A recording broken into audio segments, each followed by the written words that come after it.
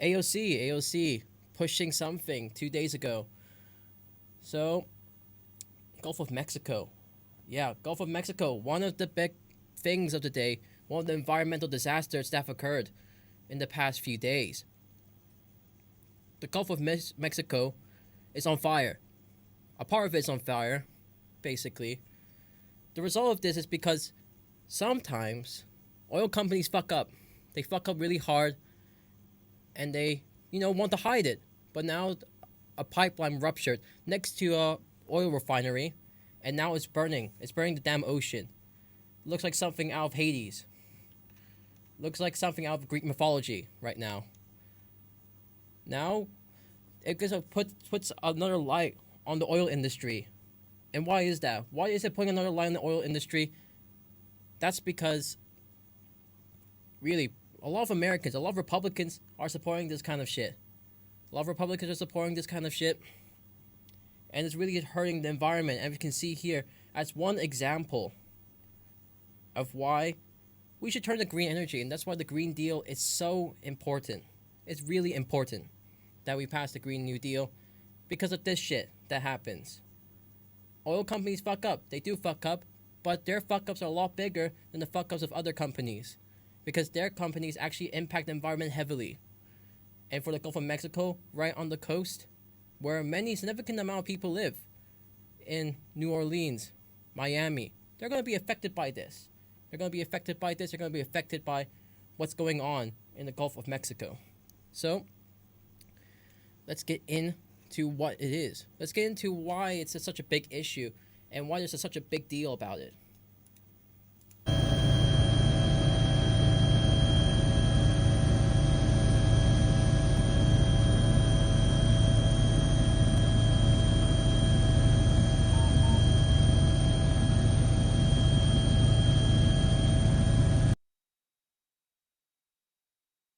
So yeah, nice rupture. Great damn rupture right there. I don't know what to say. You know what I think? It's fucking horrible. It's fucking horrible that companies get to do these kinds of pieces of shit every day. Every single day, they probably did not do the right regulation. Maybe they used the wrong piping. Or maybe used cheaper piping because it's more profitable. And as a result, this kind of shit happens. And it's a sad reality that we're facing. Because you can't do anything about it. It's still going to keep going. Right? The rupture is still going to be there until someone else fixes it, until the fire gets out. Right? It's going to be burning for a few days now. Imagine the consequences on, you going to the beach and probably going to see something along the lines on the Gulf of Mexico coming from that pipeline, that ruptured pipeline. It's a sad reality, but there we are. So yeah, Exxon lobbyists, so they can say the Green New Deal is too expensive. Well, it's too expensive to clean this shit up.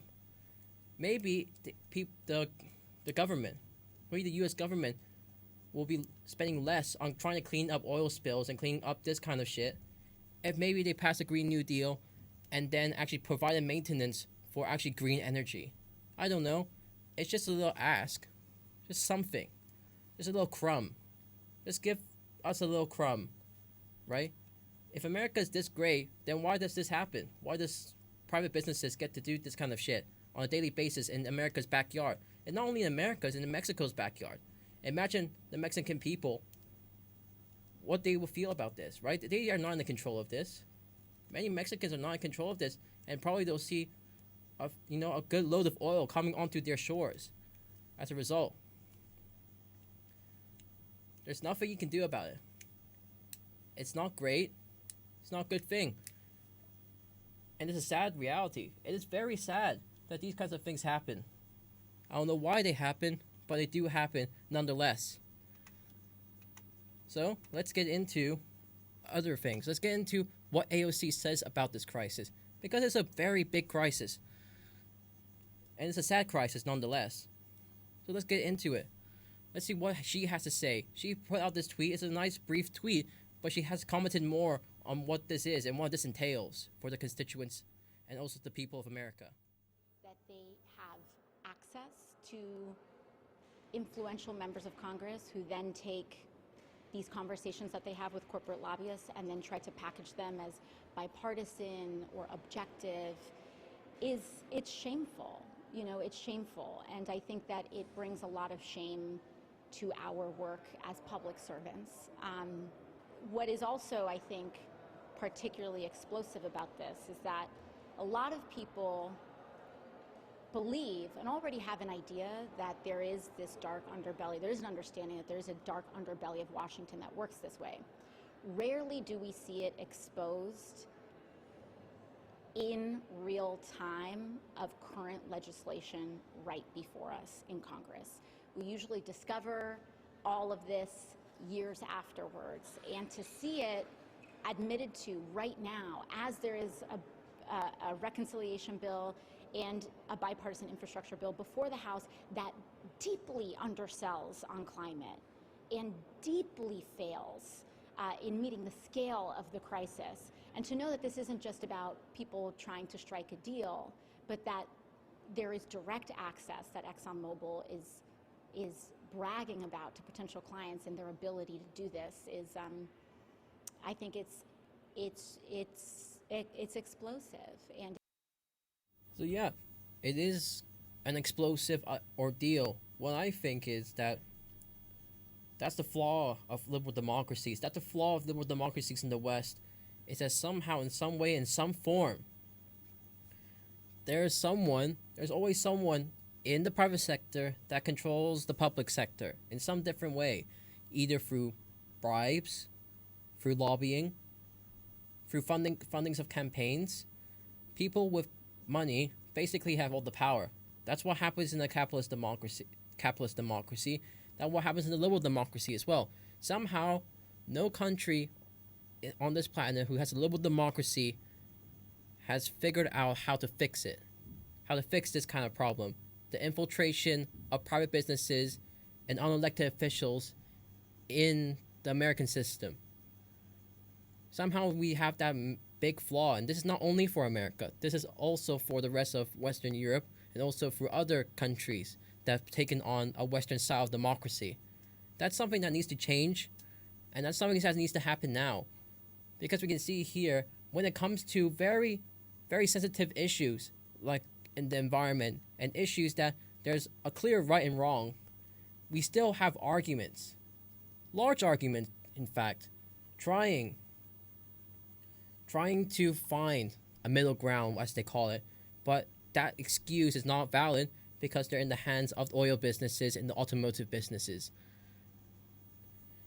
These tech giants and these giants in industry still have massive control over democracies because there's no limit for them, and somehow we need to find a way to fix that. If we don't find a way to fix that, we're screwed. Plain and simple, we're screwed.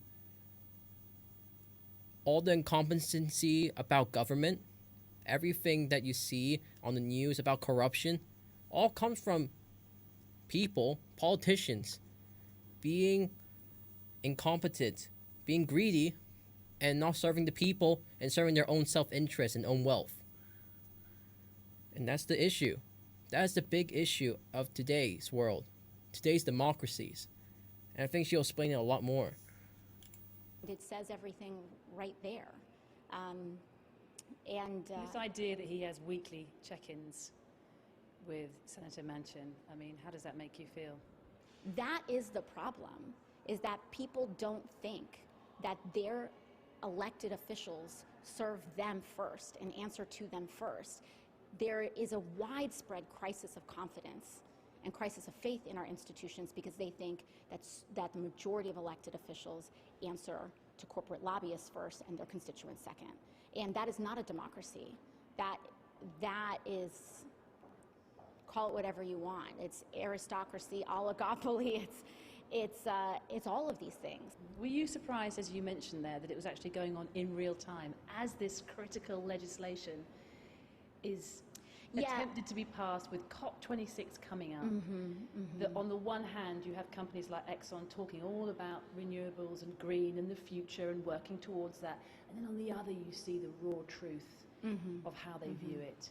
I mean, here's the thing, money talks, and there's a business here that is just as forceful as the businesses on Wall Street. Yeah, you want to take out businesses. As I said, you really want to take out businesses from everything. You want to take out businesses from democracy. You want to take out businesses from government itself. If you don't take them out of government, there's no reason to have a government or democracy because it's not working for the people. The people you elect are not working for you. And that's the big problem. That's the big problem within society, and that's a big problem that we have to face today. Is that governments don't work for us. Democracies don't work for us. They work for the highest bidder. They work for the people that give them the most money, that keeps them in office. And that's the sad reality of it, and that needs to change. Because if people get the notion of a shadow state, one day they will just try and have another system in place. That's not democracy. That's not fair. But they feel like they can have solutions from. They can get their voice out. Why do you think there's a Capitol insurrection? Why do people support Donald Trump, for example? It's solely because they don't trust the establishment because they do shit like this on a daily basis. Over and over again, they do shit like this, and it doesn't stop. It's annoying and frustrating, but it's something that always occurs, and something that is always frustrating. And this is not only happening, in America. This is happening across the world. Yeah, it's saddening. It's disgusting, to say the least. And something we have to talk about as a society, as a global community, and how to fix. Because if we don't fix it, there's no way we're going to move forward with different reforms, different tactics. It's as simple as that. There's no other reason for it. We see this as well, not only in America, but also in other places. We see here in the Black Sea, Romania, an explosion of the largest oil refinery in Romania just exploding, going boom. It's a sad reality, right? This is just 2 days ago. 2 days ago as well. 2 days ago, this happened. This occurred. But why? Why does this have to happen? It doesn't have to happen like this. It doesn't have to occur like this. Anyways, one worker has been killed and 5 others injured last week due to this. Right? And nobody talks about this. This is Romania, another democracy, another liberal democracy, just like America. Just like America. And the same thing still occurs. Nothing changes, and nothing will change if we don't talk about it and we don't try and fix and reform the constitutions. Or find a new system anyway. Anyway, to try and combat that. That's something that's put under the rug all the time. PAC money, donations, large donations still occur across all liberal democracies, and we don't change anything about it. That's the issue. We need to change the culture around politics, change the culture around how we do things in the West, in liberal democracies, and then we can find a way to fix it. Because if we don't fix it, then the same things will happen over and over again, and then we will have the same dictatorial government again, and make the same mistakes that we have in the past, having an incompetent democratic government being ousted by dictatorship. That is far worse than the democracy that came before it, that doesn't even work for the people. What do you want me to say? We're repeating history over and over again because somehow, in some way, we can't learn from our mistakes, and people don't want us to. We don't want to learn from our mistakes. Simple.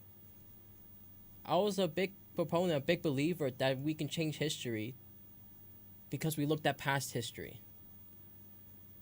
Slowly and slowly, over time, that faded away. Because we don't have the apparatus to change. We don't have the will to change. And that's the problem. That's the issue we're facing today. Anyways, let's go on to the next issue. I've been talking a lot about this issue right here. Let's go on to the next one because I spent a lot of time on this one. Up next, the Philippines, with its worst military air disaster of a military plane with 50 killed and 49 wounded. There's another problem with the developing world is that they don't have the technology. They don't have the ability to have control over certain things. And we have things like that happen. Probably the Filipino military got this from surplus. Actual surplus. And we don't know anything about that. They probably got from the US. Most possibly. Probably they did not change it. Probably didn't have the parts or the money to change the plane or outfit a new plane. Or the old one they have and something malfunctioned on the plane. That's the only cause of the crash. The most probable cause of the crash is probably something malfunctioned, something broke. And then these people suffered because of it. 99 people, 99 casualties. Almost 100 men. 50 of those not coming back to their families.